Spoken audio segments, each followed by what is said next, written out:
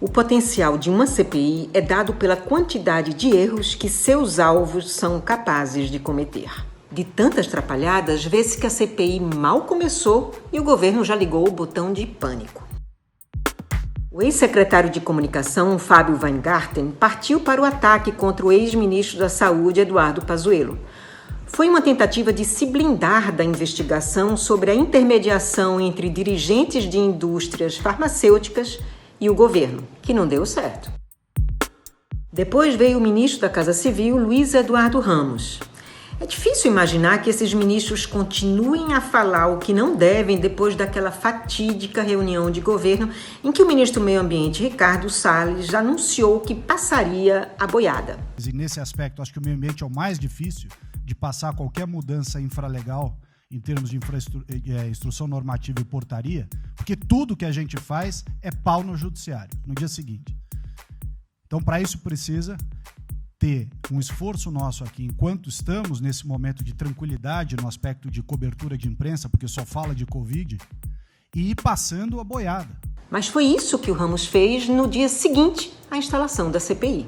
Disse numa reunião pública que havia tomado a vacina escondido do presidente porque acreditava na ciência. Duas hipóteses aí. Ou ele não sabia que estava sendo gravado, ou tentou se blindar contra uma futura investigação da CPI. E finalmente veio o ministro da Economia, Paulo Guedes, que revelou a sinofobia que toma o governo brasileiro.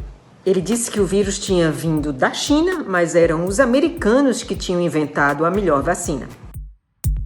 Mas talvez ninguém tenha contribuído tanto para fragilizar o governo quanto o filho do presidente, o senador Flávio Bolsonaro. Ele foi para cima do presidente do Senado, Rodrigo Pacheco, eleito com o apoio do governo, e contra o senador Eduardo Braga, que até então era o preferido do Planalto para a relatoria na comissão. Morte de funcionários aqui dessa casa em função da Covid, porque em algum momento as audiências, as sessões vão ter que ser presenciais. Mostrou a corrosão na base bolsonarista antes mesmo de a CPI começar a funcionar e expôs os flancos abertos no governo.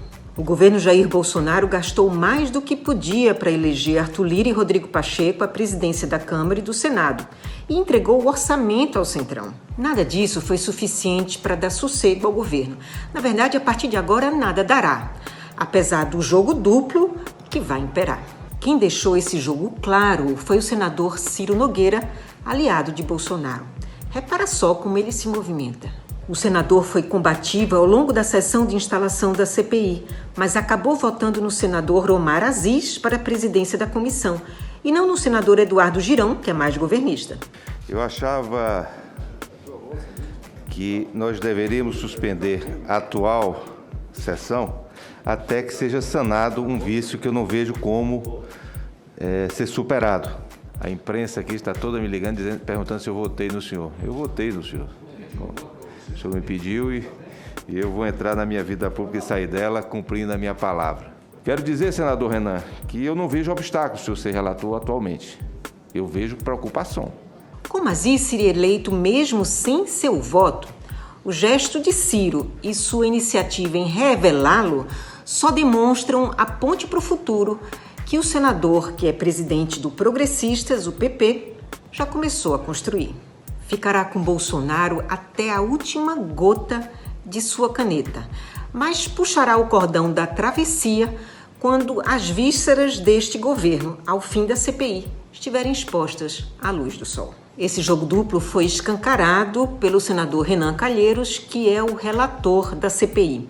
Ele não passou recibo público dos ataques que recebeu de Ciro. Mas o Renan mostrou como se joga numa casa que é muito mais feita de recomposições do que de rompimentos.